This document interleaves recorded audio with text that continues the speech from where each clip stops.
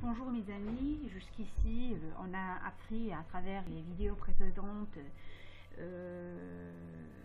qui sont incluses au niveau de notre playlist, la création de votre première application mobile. Donc on a appris jusqu'ici à comment créer notre premier projet, et on sait maintenant comment naviguer à travers ces différents dossiers, folders and subfolders and files, et les fichiers, donc la désignation de chacun. Donc on commence alors la programmation, mais l'essentiel c'est que commencer avec plus d'efficacité, et on va apprendre durant les prochaines vidéos à comment rendre votre processus de développement plus rapide. Donc dans la suite on va apprendre à utiliser l'éditeur du code, donc qui s'affiche maintenant, donc c'est ce code là, donc ça c'est un éditeur de code. Donc on va apprendre durant la prochaine vidéo à comment la personnaliser dans un ordre pour se sentir plus confortable lorsqu'on programme.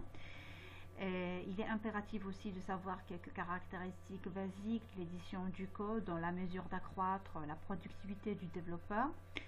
Et on apprendra de même la complétion du code et la génération du code. Donc tout ça, donc je vous donne rendez-vous au niveau des prochaines vidéos, donc pour le voir. J'espère que vous avez déjà exploré ce qui était exposé au niveau des précédentes vidéos, que vous l'avez testé, que vous avez réussi à créer votre premier projet mobile. Vous avez appris les désignations des différents dossiers et des settings qu'on a vus avec les options les plus importantes. Fallait rien qu'ajouter, noter que pour naviguer au niveau de project structure, la structure de votre projet, donc il vous suffit rien de cliquer sur ce bouton là, sinon on peut naviguer au niveau du files and project structure.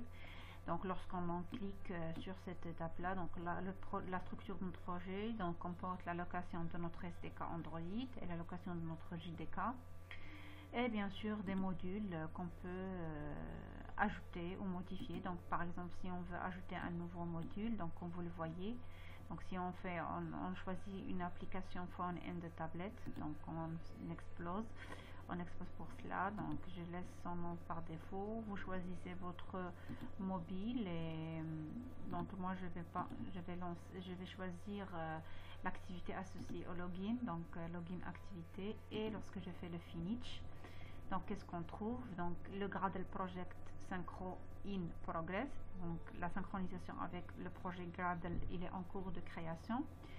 Et vous en trouvez que le module apps, donc ça c'est apps, c'est celui associé à celle-là, à notre premier projet qu'on a créé.